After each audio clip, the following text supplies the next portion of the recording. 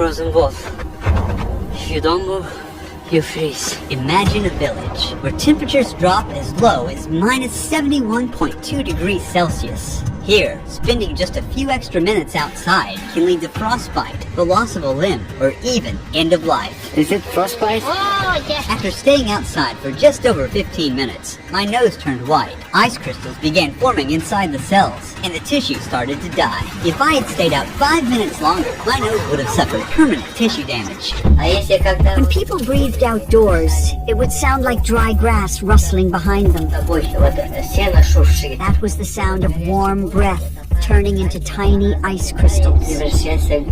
I'm in the coldest inhabited place on Earth, at the coldest time of the year. This is Oymyakon. Just to stay alive, I'm wearing more than 20 layers of clothing, weighing nearly 14 kilos. Stepping outside from a warm 30 degrees Celsius home means facing a temperature drop of over 100 degrees. That's why I'm also wearing gloves, boots, pants, and a coat, all made from reindeer fur. And even that's not enough. And now, I'm about to show you what life is like when simply going outside becomes a battle for survival. Within seconds outside, ice crystals start forming on the eyelashes, and the skin starts to sting. The village feels like it's been abandoned. The cold burned my finger. The cold doesn't just affect people and wild animals. It stops everything from functioning. Phones don't work properly and often shut down. Cars left outside freeze in just a few hours. Since the ground is always frozen, no fruits or vegetables can grow here. We boarded a plane in Moscow, flying east for 7 hours to Yakutsk. From there, we covered an 18-hour, 900-kilometer road trip. It's 2 a.m. and we finally arrived at the coldest village in the world. The thermometer reads minus 60.5 degrees Celsius. When we stepped out of the car, it felt like we were on another planet. The hairs in our nose were frozen, and we felt them prick with every breath.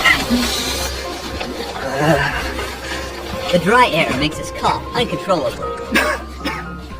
Oymyakon is home to around 800 people, spread across 1.5 square kilometers. Seeing anyone else outside is almost impossible, as if time itself has frozen in this place. It's really cold. We are walking for about 15 minutes. As you see, my friend's eyelashes are full of ice. You can see another ice droplet on his upper lip. Oymyakon, our land surrounded by mountains. It gets brutally cold here. The temperature drops to minus 63 degrees Celsius or even minus 64 degrees Celsius.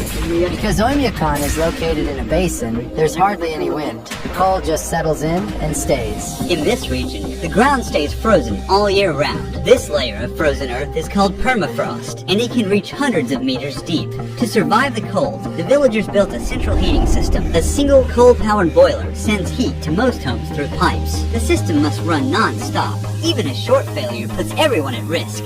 The interiors of the houses differ from traditional village homes. Heating pipes connected to the central boiler run through the rooms to keep the houses warm. To build on the frozen ground, thick wooden beams are first laid down to create a flat base. Then, the main logs go on top. A 30-centimeter thick subfloor is added, followed by insulation, and finally, the finishing floor.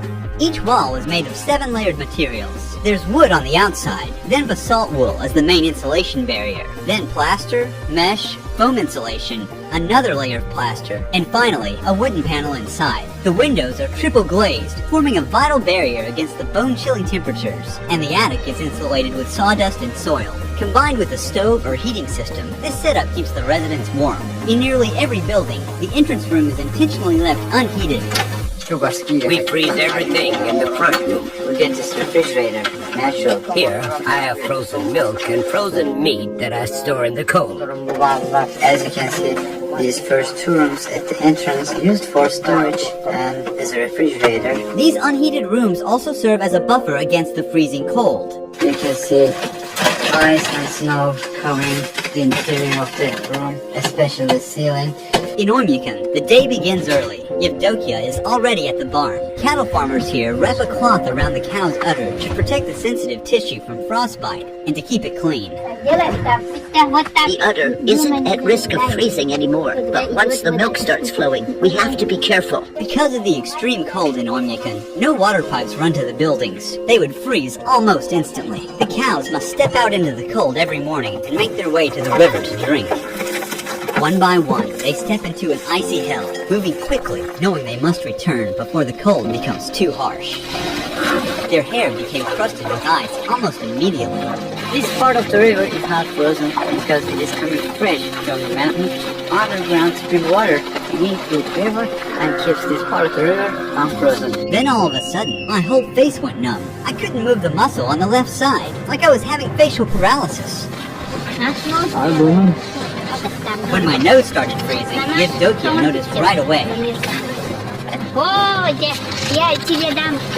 Is it frostbite?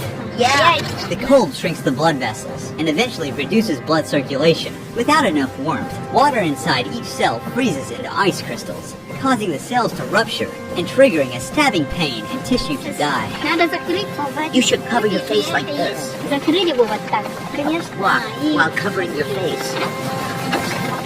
Be careful, or it might turn black. From this point on, until the end of the documentary shoot, I won't be able to stay outside for more than 10 minutes at a time, or my already frostbitten nose could get even worse. But as the documentary progresses, and the temperatures drop even further, we'll be pushing our limits to show you what survival here truly demands. Here is the cure. This is aloe and just alcohol.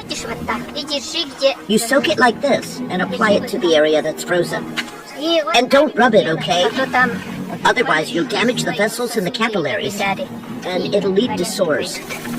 Then Nithu-Jaanu began her daily chores by hanging freshly washed clothes in the yard. Within just minutes, they completely froze solid. Her clothes are completely frozen. My hands are freezing.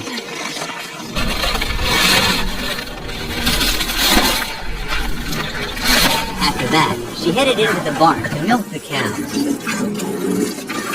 I keep Yakut cows because they produce really high-quality milk. The fat content can reach 7 to 8%. As you can see, there are some ice and snow covering the ceiling, but here is warm. The sides are also covered in snow.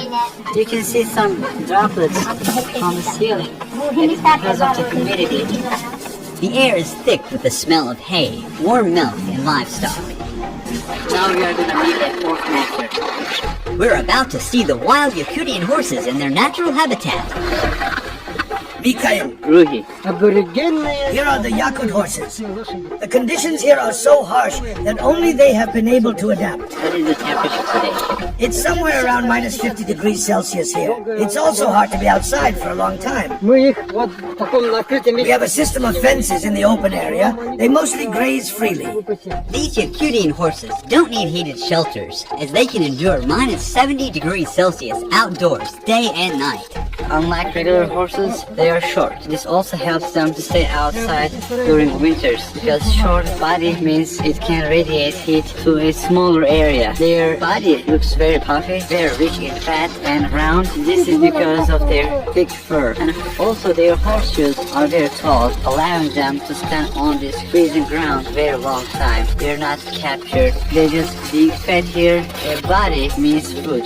This is horse meat. They eat it here. As you can see, it got a lot of fat. This is one packet, a packet of a horse meat.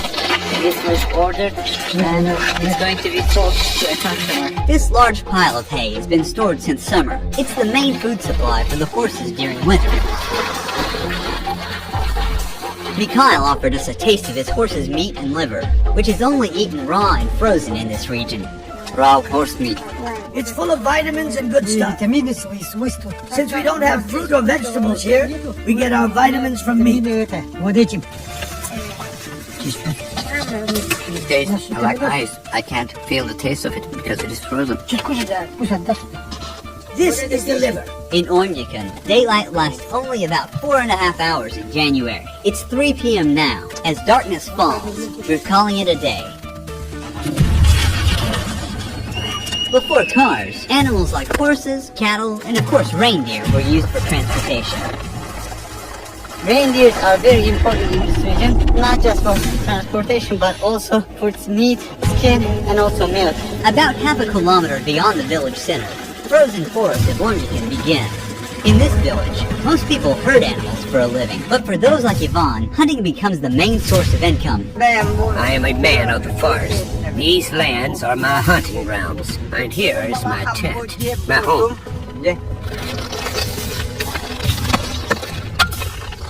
He's making fire now. He needs his fire because it is too deep here.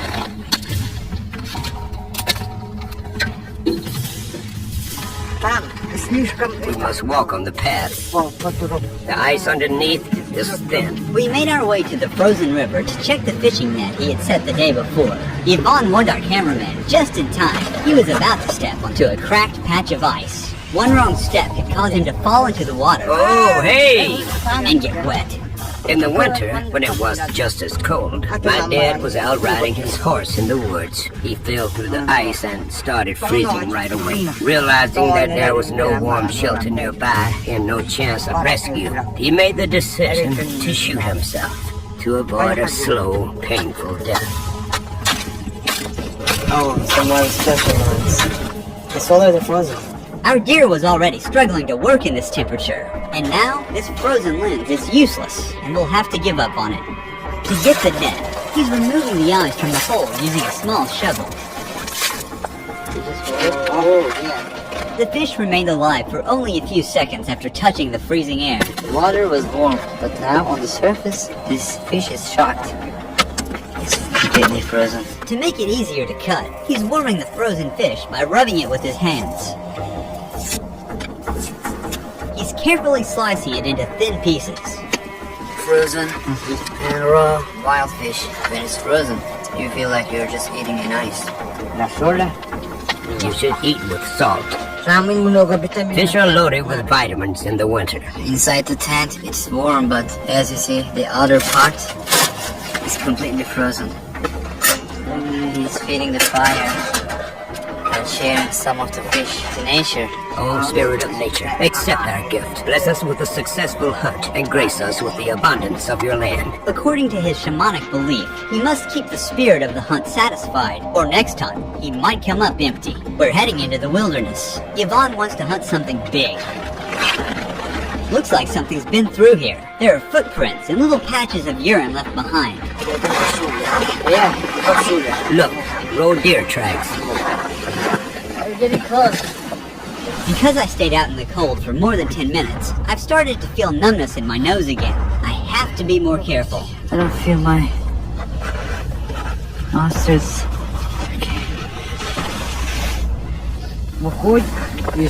From that side, it ran towards the forest. That's where I'll set the trap.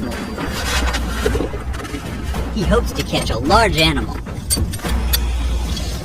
The hunter knows the animal follows the same path every day, so he's placing the trap along his daily route. He's covering the trap with snow. He's using a dog's tail to remove the traces smoothly. We'll return to this spot later to see what he catches. But first, Yvonne wants to check the trap he set yesterday. He scans the snowy landscape carefully. Everything here is like a book to me. When the snow falls, I track how many animals there are by their footprints. I already know how many animals live in this area. The Saka are a Turkic people who migrated from Central Asia, and I'm from Turkey, a country whose roots also trace back to the same region. Before we continue with the documentary, I'd like to thank the sponsor of this project and explore how closely I'm connected to these. Here it is, lying on the snow. A solid catch. You got a hare. A very big one. Quite enough for all of us to eat. It wasn't the trap that killed it. The freezing cold did as he lay there, stuck and helpless. So, the nature has no joke here. This trap is smaller than the one we set today. I'm curious to see what the next catch will be, but for now, there will be meat on the fire tonight. In Oymyakon, there are a lot of hares. During the war, it was actually because of hunting hares that our people survived. Tamara cooked the hare and prepared a dinner table at her house. It doesn't have any fat in it. It's a very lean meat. Some of the upcoming scenes were among the hardest to capture. Thanks to the help of the Ulangovs, the leading YouTube channel on rural Russia, we were able to make it happen. At the first light of morning, we come across something unexpected near the house. A giant snake sculpture. It's entirely made of cow waste, weighing more than 360 kilograms. It was built by a local farmer. The region's sub-zero climate also makes plumbing systems inoperable. If water pipes were installed, the water inside would freeze almost instantly. Instead, residents meet their needs, such as washing their hands from water they had previously stored in tanks. Our sink is old. There's a bucket underneath to catch the water. When it builds up, we just take it outside and dump it. Once again, the absence of plumbing infrastructure means that houses have no indoor showers or toilets. Instead, these essential facilities are built in the gardens, inside unheated cabins. The lack of a sewage system means that human waste remains where it is accumulated. Since waste freezes instantly upon exposure to the air, it often accumulates into frozen columns, sometimes reaching up to 1 or 2 meters in height before eventually being broken down. When someone has to use the bathroom, they need to put on a lot of clothes, and they must be fast to not get frozen. Using these toilets is never a pleasant experience, but this one is different. It's heated, but the problem with it cannot be ventilated as the cold disrupts the heating system. This type of toilet is still preferred to be protected from the cold, despite the unpleasant odor that accumulates inside. To bathe, cook, wash dishes, or simply drink, clean water is essential, but getting it is a whole other process that takes a lot of effort. People here collect blocks of river ice and melt them to get fresh water for daily use. Right now you're looking at a vast white blanket of snow, but under, there's a frozen river, the only source of water. He's using a chisel to cut into the thick ice. You have to work quickly if it's cold. Otherwise you'll freeze. As we carve out solid blocks one after another, we lift them and place them onto the sled.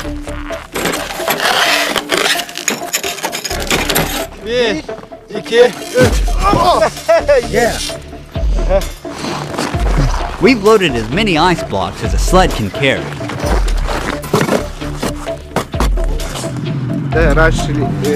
Our ancestors used to transport ice with oxen. Nikolai, how long things are gonna last? I have a big family. It'll last us too, maybe 3 weeks. These huge blocks are kept either in the cold room inside the house or just outside in the backyard. They put them in a barrel and let them melt, and then they drink it. The ice blocks we collected together will not only be used in his own home, but also shared with neighbors so they can use the clean water to bathe. In this village, a bathing routine doesn't start with turning on a tap, but with chopping wood.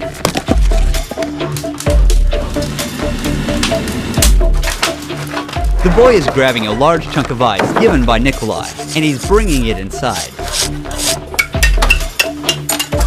Our grandparents take baths for 2 hours. We usually stay for about an hour and a half. How long does it take for you to complete your bath? The whole process takes around 4 or 5 hours. We bathe once a week on Saturday or Sunday. The next step is to turn frozen shampoo into liquid near the stove. They're rinsing themselves using a ladle. When they finish, they're dressing quickly as they'll step outside from 60 degrees Celsius to minus 54 degrees Celsius, a difference of 114 degrees Celsius. After their weekly bath ritual ends, the next morning begins early. It's 7:30 a.m. and children are waking up to a freezing cold morning, still pitch black outside. Thanks to this simple indoor tank, the kids can wash their faces and brush their teeth in the warmth of the house. But for other needs, the kids still have to use the outdoor toilet. Jana helps her daughters get dressed for school. The children wear many layers of clothing for their commute.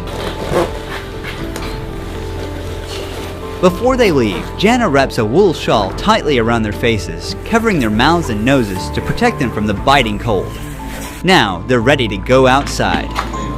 The walk to school is about half a kilometer. Every winter morning, Nikolai walks his daughters. The school remains open in Oymyakon unless temperatures drop below bone-chilling minus 55 degrees Celsius. Below that point, it's too dangerous to go outside. Today, the thermometer reads minus 51 degrees Celsius. As the kids arrive at school, daily life for people like Yvonne is focused on survival and hunting. Ivan has got a lot of animals here. He even has frozen wolf. He caught this wolf before dawn, about 2 hours ago, in the trap we set together. It died because of the cold. When it couldn't move, if you don't move in the cold, you die. This is a male one. Ivan will sell the skin of the wolf and take the meat of it and make another trap, put the meat in the trap, and he will hunt a bear. He's showing us his hunting collection. These are the pelts of the foxes he tracked throughout the winter. This one is a fully grown bear. These bears were killed because they kept attacking my livestock. Every year they come onto my land, and each time there are more of them. The cold in Oymyakon is so extreme, even the most durable vehicles would fail without proper preparation. If a vehicle is left outside for even a few hours without the engine running, it completely freezes and won't start again without a full defrosting process. How are you planning to unfreeze your car? We'll use a jet heater.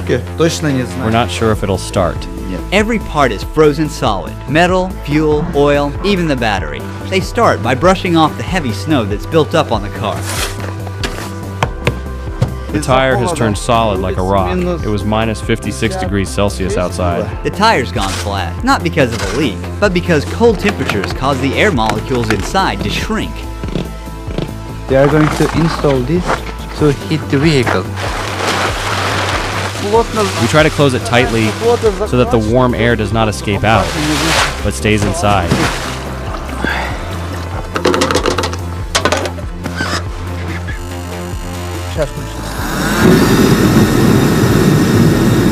And then take this one.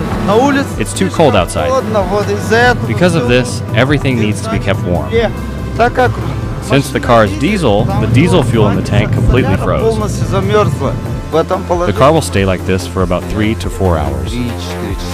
If a local is lucky enough to have a heated garage, they can store their vehicle there for months without risking the engine. As the car was being defrosted, we made our first stop at one of these garages. The door is very well insulated. There is no open spot in this garage. They use this material. If you see the walls, layer upon layer, and there are pipes here to heat the garage. We heated the car for 3 hours. Now, we're going to try starting it. The accumulator is installed, and the oil level is checked using the dipstick. The first time we opened the door. Great! This vehicle brought back from death. Now we'll try to leave the place. In Oymyakon, survival isn't about conquering nature, but about living in harmony with it. Guided by ancient shamanic wisdom, the Yakut people don't fight the cold, they respect it and endure within its rules. Look, the temperature does not rise at all. Here, even the cruelest winters are met not with fear, but with ritual and the unshakable belief that nature gives as much as it takes. This isn't just survival, it's coexistence. Huge thanks to my dear friend Turgut Ekim, who was with me every step of the way during this journey. He also filmed a video in Oymyakon where he accepted an extraordinary invitation from a local family and captured daily life in this freezing village. Also, while மறக்காம surprise பண்ணுங்க. Thank you.